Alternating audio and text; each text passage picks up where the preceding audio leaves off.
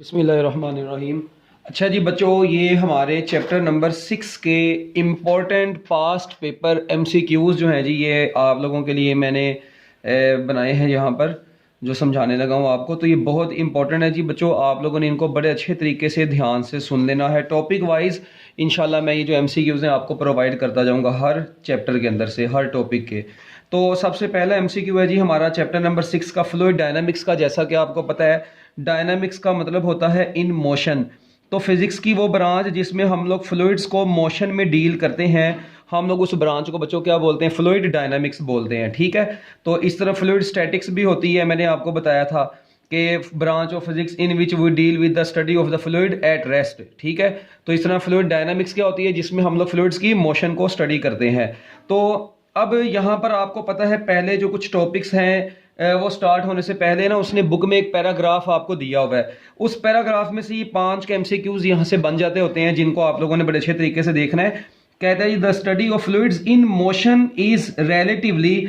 बच्चों आपको पता है कि फ्लूइड जब रेस्ट पर होता है तो उसकी प्रॉपर्टीज जो होती हैं वो अलग से डिस्कस होती हैं, उसको फ्लूइड स्टैटिक्स बोलते हैं। मगर फ्लूइड्स इन मोशन जो होता है वो थोड़ी सी कॉम्प्लिकेटेड मतलब इसकी स्टडी होती है।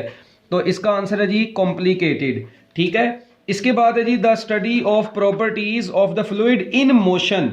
The study of properties of the fluid in motion. अब बच्चों फ्लूइड की प्रॉपर्टीज को स्टडी करना मोशन में, तो आप लोगों को मैंने बताया हम लोग उसको क्या बोलते हैं बच्चों? फ्लूइड डायनामिक्स बोलते हैं। ठीक है, तो फ्लूइड डायनामिक्स। अच्छा, मजे की बात यह कि जहां पर आपका चैप्टर शुरू होता है ना, वहां पे पहली लाइन में ये एमसीक्यू बनता है। ठीक है, हमारे बच्चे क्या काम करते हैं? पागलों की तरह इधर उधर की चीजों की तरफ दौड़ते हैं। अपनी एफएससी की बुक की अगर एक एक लाइन को अच्छे तरीके से पढ़ लेना तो इनको जो है ना मैक्सिमम चीजें वहीं पर क्लियर हो जाया करे। उसके बाद the study of fluids in motion can be simplified by using. बच्चों ये जो एनालिसिस है इसका, इसको मतलब हम लोग सिंप्लीफाई करते हैं दो इंपॉर्टेंट कंजर्वेशन प्रिंसिपल से। ये पेज नंबर 127 के ऊपर ऑलरेडी ये लाइनें लिखी हुई हैं। अब उन लाइनों में से एमसीक्यू इस तरीके से बन सकता है, law of conservation of mass and law of conservation of energy से। बच्चों फ्लूइड की स्टडी मोशन, अगर फ्लूइड्स की फ्लूइड्स मोशन में हो, उनकी स्टडी करनी है तो उसको सिंप्लीफाई करते हैं हम लोग दो, law of conservation of energy और law of conservation of mass से। इस चैप्टर में भी आगे जाके हम लोग देखेंगे law of conservation of mass से जो डील करती है वो है इक्वेशन ऑफ कंटिन्यूटी, ये भी आगे जाके पढ़नी है हम लोगों ने। और law of conservation of energy से जो डील करती है वो है बर्नौलीज इक्वेशन।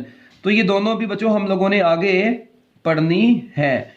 ठीक हो गया। अच्छा, इसके बाद the law of conservation of mass gives. बच्चों law of conservation of mass, अब देखें मैंने भी बताया law of conservation of mass आपको क्या देगा? इक्वेशन ऑफ कंटिन्यूटी देगा।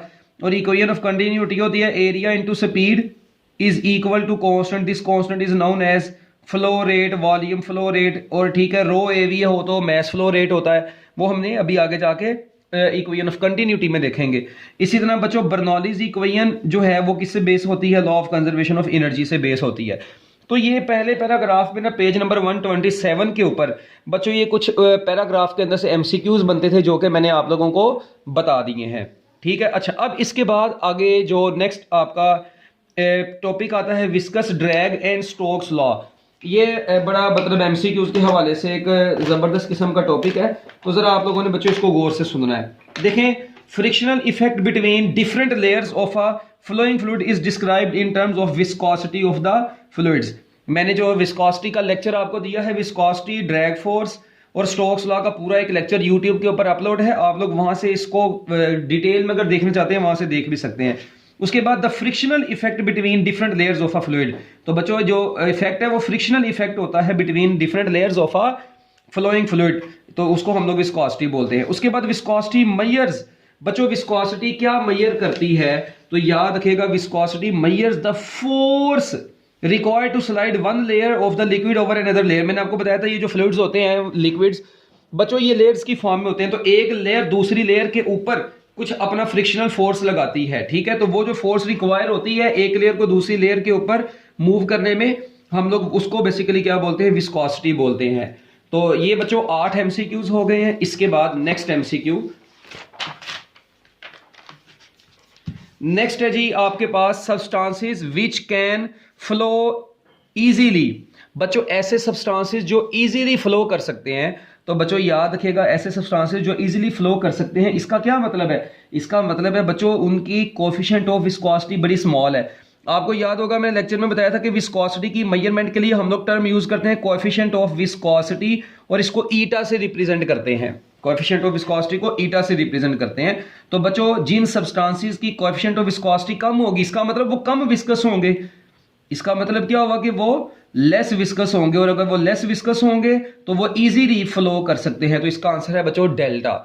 उसके बाद लिक्विड्स एंड गैसेस हैव, अब बच्चों आपको पता है जितने भी लिक्विड्स और गैसेस होते हैं इनकी विस्कोसिटी तो कोई ना कोई होती है ना, जीरो विस्कोसिटी तो आइडियल लिक्विड की होती है बस। Otherwise liquids and gases have non zero viscosity, ये वेरी इंपॉर्टेंट एमसीक्यू। उसके बाद कहते हैं liquids and gases have non zero viscosity means internal friction between the layers is not zero. ऐसा ही है, क्या ख्याल है? इसका मतलब इंटरनल फ्रिक्शन उनके दरमियान में जीरो नहीं है। इसका मतलब इनका ईटा जीरो नहीं है। हाँ स्मॉल हो सकता है, वो डिपेंड करता है कितना हो सकता है, वो डिफरेंट वैल्यूज ईटा की आपको पता है, air, acetone, methanol, benzene, water, ethanol, plasma, glycerine, glycerine जिसको पढ़ते हैं, इनके लिए ये सारी वैल्यूज उसने किताब में भी लिखी हुई है। टेबल आप लोगों ने अच्छे तरीके से याद रखना है, और ये भी याद रखना है 30 डिग्री सेल्सियस के ऊपर ये सारी वैल्यूज आपके पास आई हुई हैं।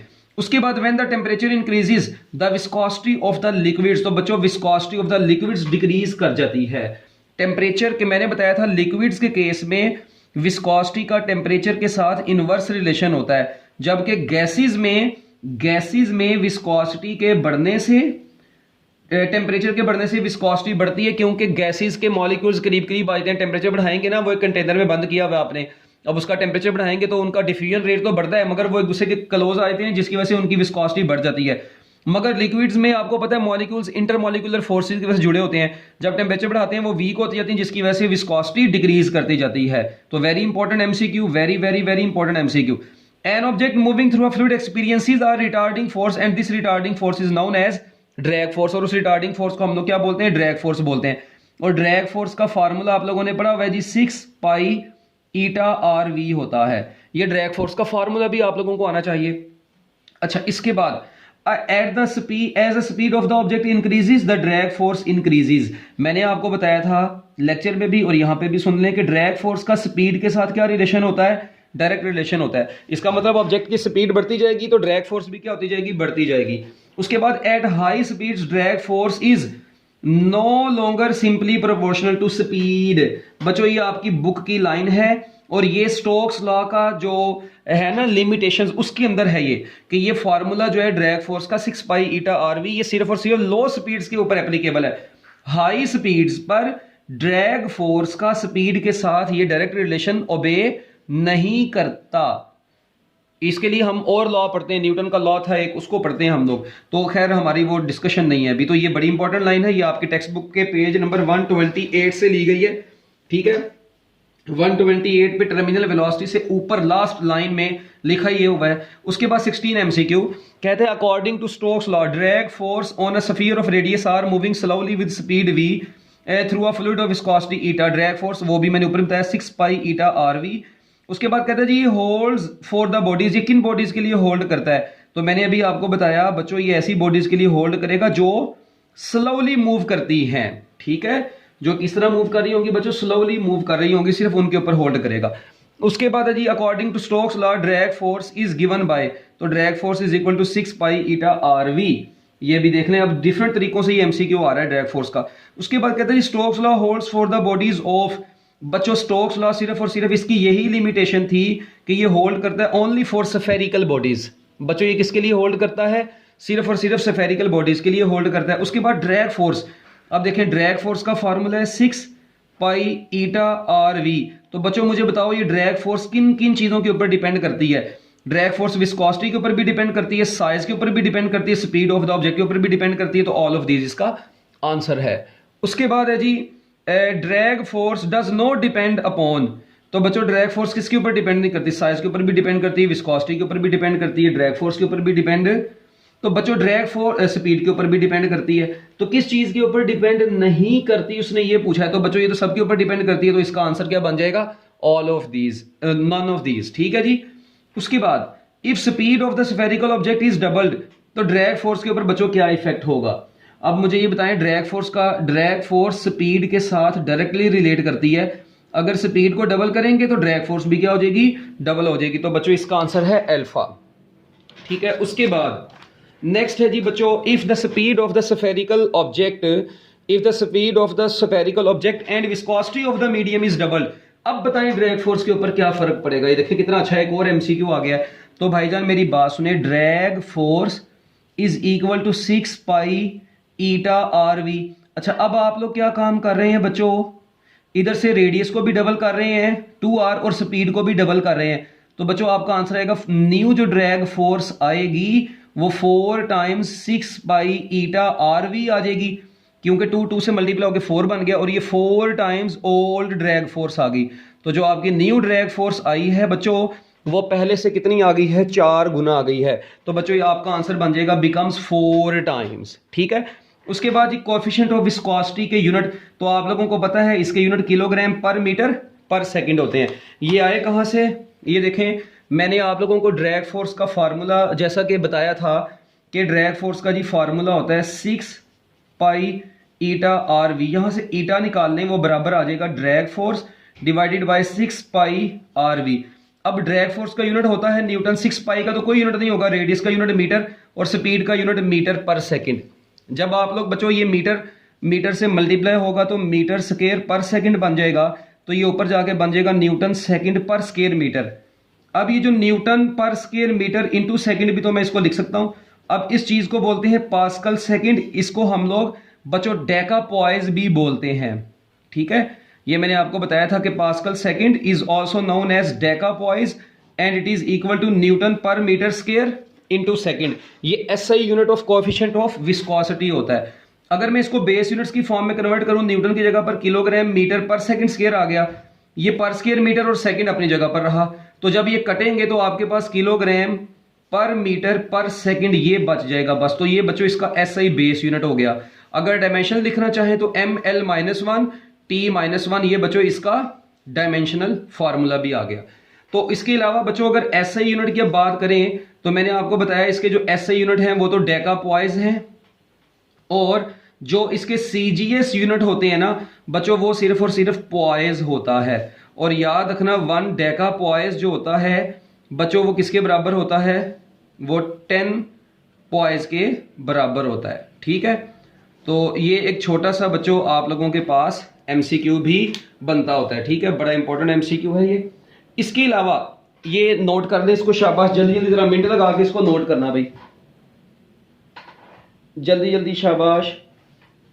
ये फॉर्मूले साइड पर नोट कर लें क्योंकि ये अब हमारे पास आगे जाके ये यूज होने वाले हैं। जल्दी जरा करना भाई, जल्दी। अब इसके बाद ना आप लोगों को ये भी पता होना चाहिए, ये देखें जिस तरह एसआई में मैंने बोला ना डेकापोइज किसके बराबर है, बेसिकली न्यूटन सेकंड पर स्क्वायर मीटर के बराबर है। तो ये जो बराबर होगा ये आपको पता है फोर्स का यूनिट सीजीएस यूनिट डाइन होता है।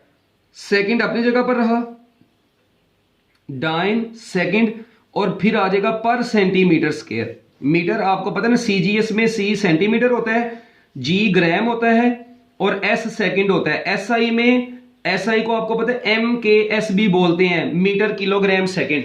तो ये मीटर किलोग्राम सेकंड की फॉर्म में आपके पास होता है। ठीक है, तो ये आप लोगों ने अच्छे तरीके से जहन में रखना है। तो ये ऐसा यूनिट है न्यूटन सेकंड पर स्क्वायर मीटर, और इसी को आप लोग इसमें भी कन्वर्ट कर सकते हैं, डाइन सेकंड पर सेंटीमीटर का स्क्वायर। ठीक हो गया जी। तो अब हम लोग चलते हैं जी अपने एमसीक्यूज की तरफ। नेक्स्ट अब बड़ी हेल्प होगी हमें। ये देखिए अब ऐसा unit of coefficient of viscosity, तो बच्चों किलोग्राम पर मीटर पर सेकंड आ गया। उसके बाद dimensions of coefficient of viscosity भी बताई, ml-1 t-1। ले जी बच्चों, ये 25 एमसीक्यूज मैंने आपको करवा दी हैं। अब उसके बाद आपका एक छोटा सा सेल्फ टेस्ट आया है। ठीक है, देखते हैं ये सेल्फ टेस्ट। तो अब चलो कोई नहीं रहा तुम लोगों के लिए। ठीक है, कहते हैं मैक्सिमम ड्रैग फोर्स, क्योंकि मैं तो खुद कर रहा हूं, on falling sphere is 9.8 Newton, its weight is. कहते हैं अगर मैक्सिमम ड्रैग फोर्स जो हो वो 9.8 न्यूटन हो तो बताएं बच्चों वेट क्या होगा बॉडी का। लो जी बच्चों, अब ये जो एमसीक्यू है, ठीक है, इसका आंसर भी 9.8 न्यूटन ही है। आपको पता है ड्रैग फोर्स एक्चुअली वेट के इक्वल हो जाती है। Maximum drag force becomes equal to weight terminal velocity, अभी आगे टर्मिनल वेलोसिटी का टॉपिक आएगा, वहां पे मैं आपको पढ़ा दूंगा। मगर आप लोग याद रखें, जब ड्रैग फोर्स वेट के बराबर हो जाती है तो बॉडी टर्मिनल वेलोसिटी अटेन कर लेती है। तो टर्मिनल वेलोसिटी अटेन करती है तो बच्चों ड्रैग फोर्स किसके बराबर होती है? Drag force becomes equal to weight. तो जो ड्रैग फोर्स होती है वही वेट होता है, तो आपका आंसर 9.8 न्यूटन ही है। उसके बाद कहते हैं जी in the relation 6 pi eta dimension of coefficient of viscosity. देखें डिफरेंट तरीकों से एमसीक्यू आया, तो डायमेंशन क्या होगी? ml-1 t की पावर -1, ये इसकी डायमेंशन होगी। कहते हैं the fluid is said to be incompressible if its density is. बच्चों देखें जो इनकंप्रेसिबल है इसका मतलब उसकी आप लोग कंप्रेस नहीं कर सकते, इसका मतलब उसकी डेंसिटी क्या रहेगी?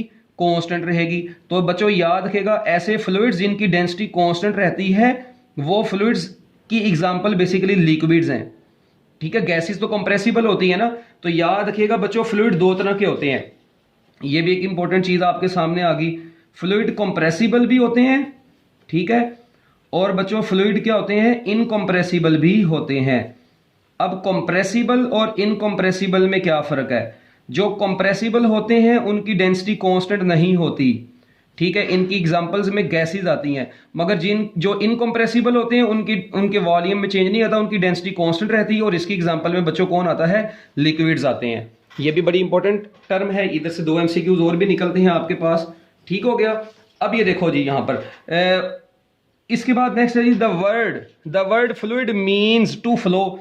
आपको पता है हर वो चीज जो फ्लो कर सकती है वो फ्लूइड कहलाती है। ऐसा unit of coefficient of viscosity kilogram पर metre per second. Which of the following has maximum viscosity. अब ये पास पेपर में एमसीक्यूज बहुत दफा आते हैं। अब देखें आप लोगों को साइड पर जो टेबल बना हुआ है ना, पेज नंबर 128 पर जो साइड पर टेबल बना है वो सारे बच्चे अच्छे तरीके से करेंगे। मैक्सिमम विस्कोसिटी किसकी होती है? अब एयर की आपको पता है जी 0.019 into 10 raise to power -3 into 10 raise to power -3, ये सब में ही आएगा। अच्छा फिर वाटर की है बच्चों, वाटर की 0.801 होती है, 0.801 पावर आगे है, ठीक है। उसके बाद एसीटोन की बच्चों, एसीटोन की आपको पता है 0.295 होती है, 0.295 इंटू 10 रेज़ टू पावर -3। और ग्लिसरीन की बच्चों 6.29 इंटू 10 रेज़ टू पावर -3 होती है। तो याद रखना सबसे ज्यादा विस्कोसिटी आपकी किताब में जो टेबल दिया वो है ग्लिसरीन की, और सबसे कम एयर की। अगर वो इसी में पूछता मिनिमम, तो बच्चों मिनिमम किसकी है? एयर की, ठीक है। अच्छा आप सपोज करें उसने ग्लिसरीन नहीं लिखा हुआ, तो फिर क्या करेंगे? ये देखें which material has maximum viscosity, ठीक है। चलो अभी तो यहां पर यही आ गया दोबारा, इसका मतलब ग्लिसरीन की विस्कोसिटी सबसे ज्यादा होती है। अच्छा उसके बाद N object moving through fluid experience the retarding force called drag force. ऐसी फोर्स को हम लोग क्या बोलते हैं बच्चों? ड्रैग फोर्स बोलते हैं। इसके बाद the frictional effect between layers of a moving fluid is called viscosity. N object moving through the fluid experience the retarding force, दोबारा आ गया ड्रैग फोर्स, ठीक है। ये डिफरेंट तरीकों से मतलब डिफरेंट बोर्ड के पेपर में एमसीक्यूज आए हुए हैं, इसलिए बार बार रिपीट भी हो रहा है कोई। ड्रैग फोर्स डिपेंड्स अपॉन, बच्चों ड्रैग फोर्स किसके ऊपर डिपेंड करती है? रेडियस ऑफ द स्फीयर के ऊपर, ठीक है। अभी आप लोगों ने पीछे पढ़ा भी था कि ड्रैग फोर्स जो होती है वो किसके ऊपर डिपेंड करती है? रेडियस ऑफ द, ना डेंसिटी के ऊपर ना एक्सेलरेशन के ऊपर, किसी के ऊपर भी रेडियस ऑफ द स्फीयर के ऊपर डिपेंड करती है। वही फार्मूला यार, drag force is equal to 6 pi eta are v से, ठीक हो गया जी। ये एक एमसीक्यू बन गया आपका जी। इसके बाद नेक्स्ट बस खत्म होने लगा जी ये हमारा। कहता है which has the maximum viscosity. अब देखें अब यहाँ पे उसने वो नहीं लिखा हुआ, क्या नाम है अपना? ग्लिसरीन। तो बच्चों अब देखें मैक्सिमम विस्कोसिटी ग्लिसरीन के बाद प्लाज्मा की है, प्लाज्मा भी यहाँ पर नहीं लिखा हुआ। फिर एथानॉल, एथानॉल भी नहीं यहाँ पर लिखा हुआ, ठीक है। फिर वाटर, वाटर लिखा हुआ है। अच्छा उसके बाद कौन है जी आपके पास? वाटर के बाद एयर है, एसीटोन है, air acetone, air acetone water, और उसके बाद बच्चों आपके पास हनी आ गया। हनी की विस्कोसिटी जो है बच्चों वो इनमें सबसे ज्यादा है, ठीक है। ये आपकी बुक में नहीं लिखी हुई मगर आप लोगों ने याद रखना है, वाटर एसीटोन और एयर से ज्यादा विस्कोसिटी बच्चों किसकी है? हनी की है, ठीक हो गया जी। उसके बाद 13 the drag force is equal to, आपको पता है drag force acting on a sphere slowly with वही 6 पाई ईटा आर वी। तो बच्चों ये तो ऑप्शन ही यहाँ पर कोई नहीं है, तो नन ऑफ दीज इसका आंसर होगा, ठीक है। उसके बाद 14 एमसीक्यू कहता है जी Stokes law holds for bodies through free space moving through the viscous medium bodies of all the shape all the mediums। जी इसका आंसर क्या होगा? Moving through the viscous medium, ठीक है जी। मोशन थ्रू विस्कस मीडियम, उसके लिए बस ये hold करता है क्योंकि उसमें विस्कोसिटी आती है ना, तो ये विस्कोसिटी के लिए फ्री स्पेस में कहाँ पे विस्कोसिटी आएगी, ठीक है। और उसके बाद हर शेप वाली बॉडी के लिए, सिर्फ स्फेरिकल शेप वाली बॉडी के लिए होल्ड करता है। As the speed of the object moving through a fluid increases the upward drag force experienced by it. बच्चों याद रखिएगा, ऑब्जेक्ट के ऊपर एक्ट करने वाली ड्रैग फोर्स भी स्पीड के बढ़ने के साथ साथ क्या होती जाती है, बढ़ती जाती है। जैसे जैसे ऑब्जेक्ट की स्पीड बढ़ती है फ्लूइड के अंदर, उसके ऊपर एक्ट करने वाली ड्रैग फोर्स भी बढ़ती जाती है। तो बच्चों ये टोटल आपके पास 25 वो थे और 15 ये हैं, 25 वो थे और सेल्फ टेस्ट वाले 15। तो बच्चों टोटल आपके पास ये 40 MCQ सिर्फ और सिर्फ एक पेज के अंदर से बने हैं। तो ये आप लोगों ने याद रखना है, एक पेज के अंदर से 40 MCQ बन गए हैं आपके पास। तो मैं उम्मीद करता हूँ जी कि आप लोगों को ये वीडियो भी अच्छी लगी होगी। इसके ऊपर लाइक ज़रूर कर देना होता है और अच्छे से ना कोई कमेंट भी कर देना होता है। सिर्फ लेक्चर देख के तो अपने डाउनलोड करके तो अपना मकसद पूरा नहीं करते होते। ठीक है जी, अल्लाह हाफिज़।